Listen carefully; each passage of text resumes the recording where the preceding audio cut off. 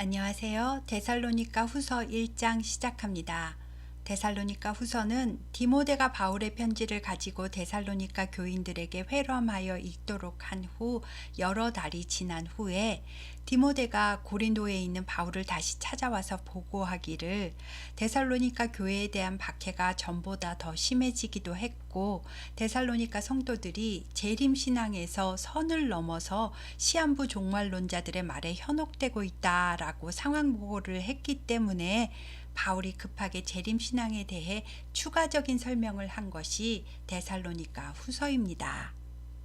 바울이 주님께서 다시 재림하실 거라고 한 말은 주께서 지금 당장 오신다는 뜻은 아니었는데 사람들은 그 시기와 날짜를 자꾸 예측하고 바울이 보낸 편지 외에도 가짜 편지를 바울이 쓴 것처럼 사람들에게 알리면서 교회를 혼란스럽게 했었답니다.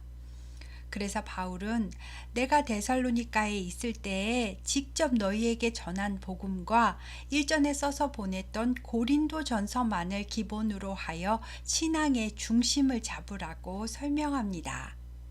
바울과 실루아노와 디모데는 하나님 우리 아버지와 주 예수 그리스도 안에 있는 데살로니가인의 교회에 편지하노니 하나님 아버지와 주 예수 그리스도로부터 은혜와 평강이 너희에게 있을지어다.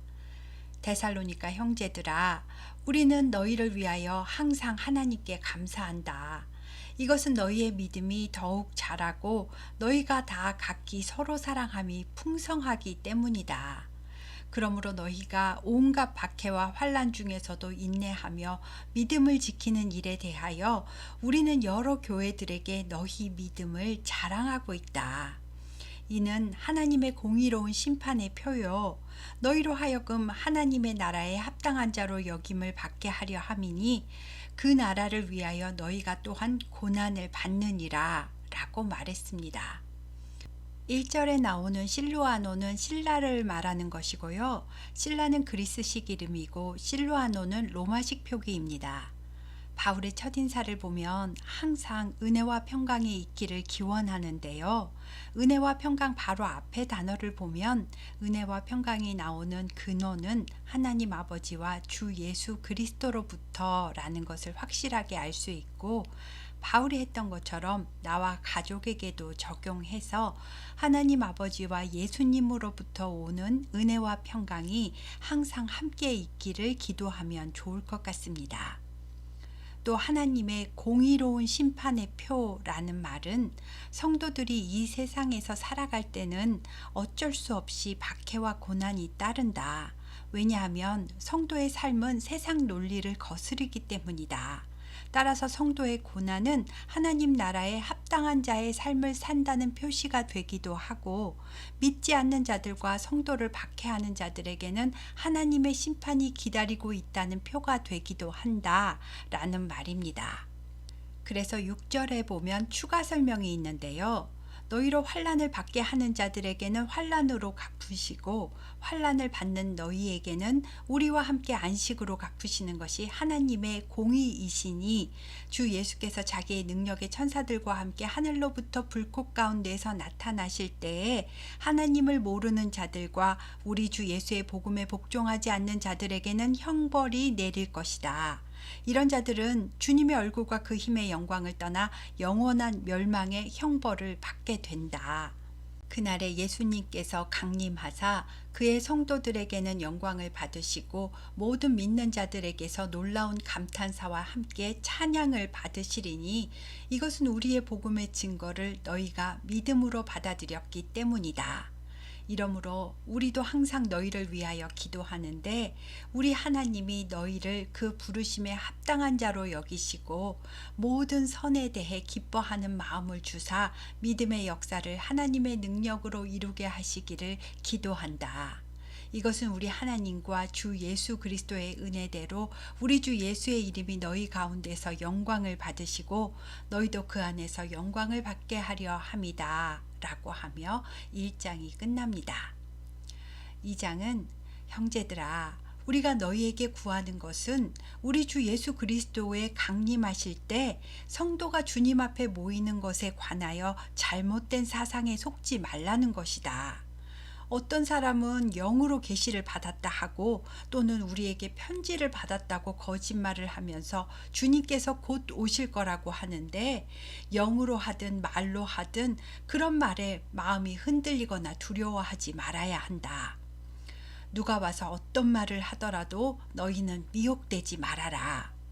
주님이 오시기 전에 먼저는 믿음을 떠나고 배반하는 대규모 배교의 현상이 일어날 것이다. 또한 멸망의 아들이라 불리는 불법의 사람인 적그리스도가 나타나기 전에는 그날이 이르지 아니하리니, 적그리스도는 신이라고 불리는 모든 것과 예배의 대상이 되는 모든 것을 대적하여 그 모든 것 위에 자기 자신을 높이고 하나님의 성전에 앉아 자기를 하나님이라고 내세울 것이다. 내가 데살로니가에 있을 때에 너희에게 이런 얘기를 다 해주었는데 기억이 나질 않는 것이냐? 불법의 힘이 이미 은밀하게 활동은 하고 있지만 그것이 아무 때나 나타나지 못하도록 지금은 누군가의 힘이 그것을 막고 있고, 주 예수께서 강림하실 시점이 되면 악의 세력이 정체를 드러낼 것이다. 결국엔 주 예수께서 말씀으로 그를 죽이시고 강림하여 나타나심으로 악을 심판하실 것이다. 악한 자가 나타날 때는 그가 사탄의 힘을 빌려서 모든 능력과 표적과 거짓 기적과 불의의 모든 속임으로 기적을 행하여 사람을 현혹할 것이다. 이때 이 속임수에 넘어가는 자들은 멸망할 것인데, 이것은 그들이 진리의 사랑을 거부했기 때문이고, 분별하지 못하는 사람은 구원함을 받지 못하게 되는 것이다.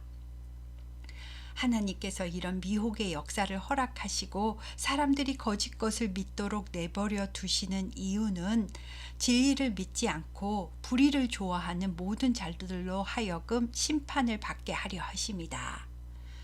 주께서 사랑하시는 데살로니가 형제들아, 우리가 항상 너희에 관하여 마땅히 하나님께 감사할 것은 하나님이 처음부터 너희를 택하사 성령의 거룩하게 하심과 진리를 믿게 하여 구원에 이르게 하시려고 우리의 복음으로 너희를 부르셨고 우리 주 예수 그리스도의 영광을 얻게 하셨기 때문이다. 그러므로 형제들아, 굳건하게 서서 전에 내가 말로 너희를 가르쳤던 내용과 내가 보낸 고린도전서 편지로 가르침을 받은 전통을 지키도록 해라. 우리 주 예수 그리스도와 우리를 사랑하시고 영원한 위로와 좋은 소망을 은혜로 주신 하나님 우리 아버지께서 너희 마음을 위로하시고 모든 선한 일과 말에 굳건하게 하시기를 원하노라 하며 2장이 끝납니다. 2장에서는 아무리 거짓 선생이 환상과 계시를 받았다고 하며 미혹해도 흔들리지 말아라. 예수님이 강림하시기 전에 먼저는 배교의 현상을 보게 될 것이고 적그리스도가 자기를 하나님이라고 하면서 온갖 기적을 행하며 미혹하는 모습을 보게 될 거다라고 좀 더 구체적인 징조들을 설명해 주었습니다. 3장에 끝으로 형제들아, 너희는 우리를 위하여 기도하기를 주의 말씀이 너희 가운데서 퍼져나갔던 것처럼 복음이 다른 지역에도 퍼져나가 영광스럽게 되도록 중보해주고 우리를 부당하고 악한 사람들에게서 건지시옵소서라고 기도해주기 바란다. 믿음은 모든 사람의 것이 아니기 때문에 모두가 다 구원을 받을 수 있는 것도 아니다. 주는 미쁘사 너희를 굳건하게 하시고 악한 자에게서 지키시리라 라고 하는데요. 누구나 복음을 들을 수는 있지만 듣는 자들이 다 복음을 받아들이는 것은 아니고 처음에는 복음을 받아들이는 것처럼 보였어도 미쁘신 주님께서 악한 자들로부터 지켜주셔야 한다는 것을 알 수 있습니다. 미쁘다라는 말은 한결같이 변하지 않고 약속을 잘 지킨다, 신뢰할 수 있다라는 뜻입니다. 너희에 대하여는 우리가 명한 것을 너희가 행하고 또 행할 줄을 우리가 주 안에서 확신하노니 주께서 너희 마음을 인도하여 하나님의 사랑과 그리스도의 인내에 들어가게 하시기를 원한다. 형제들아, 우리 주 예수 그리스도의 이름으로 너희를 명하노니 게으르게 행하고 우리에게서 받은 전통대로 행하지 아니하는 모든 형제에게서 떠나도록 해라. 너희는 우리 삶의 태도를 보았으니 너희가 어떻게 우리를 본받아야 할지 너희도 알 것이다. 우리는 무질서하게 게으르게 살지 않았고 누구에게든지 음식을 값없이 먹지 않았고 오직 수고하고 애써 밤낮으로 일했던 것은 너희 아무에게도 폐를 끼치지 않으려고 했기 때문이다. 우리는 대접받을 권리가 있지만 오직 우리가 스스로 너희에게 본을 보여 우리를 본받게 하려 함이었다. 우리가 너희 중에 있을 때도 누구든지 일하기 싫어하거든 먹지도 말게 하라 라고 말하지 않았느냐? 그런데 너희 중에 일도 하지 않고 게으르게 행하면서 일을 만들기만 하는 자가 있다고 하니 이런 자들에게 우리가 명하고 예수 그리스도 안에서 권하기를 조용히 일하여 자기 양식을 먹으라 라고 말합니다. 주님이 곧 재림하시니까 일할 필요가 없다고 하며 게으르게 놀고 먹으면서 남의 일에는 사사건건 참견하고 여기저기 얻어먹고 다니면서 오히려 일을 만들고 사고만 치고 다니는 사람이 있다는 소식을 들은 바울이 이런 사람들은 조용히 일하며 자기 양식을 먹으라고 한 것입니다. 조용히 일하라고 한 것은 남 참견하고 다니면서 시끄럽게 하지 말고 조용히 네 할 일 하고 네가 일해서 번 돈으로 먹고 살라는 말입니다. 그리고 조용히 묵묵하게 일하면서 믿음을 지키는 성도들에게는 너희는 선을 행하다가 낙심하지 말아라. 그리고 앞으로 이런 사람이 있으면 그 사람과는 사귀지 말고 거리를 두고 교회는 그의 행동이 공동체의 거룩함과 질서를 해치고 있다고 명확하게 말해서 그를 부끄럽게 해라. 그러나 그렇다고 해서 원수같이 생각하지는 말고 형제같이 권면하도록 해라 라고 말했습니다. 교회 공동체에 이런 성도가 있어도 교회는 그를 배척하는 것이 아니라 올바른 길로 갈 수 있도록 영적 자극을 주라는 말입니다. 그러나 그런 사람이 성도에게 직접적인 피해를 주지는 못하도록 거리를 두라고도 했으니까요. 이런 균형을 맞추는 일이 쉽지는 않았을 것 같습니다. 16절에 평강의 주께서 친히 때마다 일마다 너희에게 평강을 주시고 주께서 너희 모든 사람과 함께 하시기를 원하노라. 나 바울은 친필로 문안하노니 이는 편지마다 표시로 이렇게 쓰노라. 우리 주 예수 그리스도의 은혜가 너희 무리에게 있을지어다 라고 하며 3장이 끝납니다. 바울의 편지는 누군가가 대피를 했고 가짜 편지들이 생겨 돌고 있었기 때문에 바울이 편지의 마지막에는 친필로 인사말을 써서 이것이 진짜 바울의 편지다 라는 표시를 했다는 말이고요. 평강의 주께서 때마다 일마다 평강을 주시기를 축복한다는 말은 평강은 주님께서 주셔야 받을 수 있다는 말이기도 합니다. 평강은 히브리어로 샬롬이고 내 안에 영과 혼과 육의 모든 질서가 바로잡혀 있는 갈등의 파동이 없는 상태를 말하는데요. 어떠한 외부적인 환경도 이 평강을 깨트리지는 못하지만 하나님과의 관계에 문제가 생긴다면 이 평강이 흔들리게 된다는 것을 알 수 있습니다.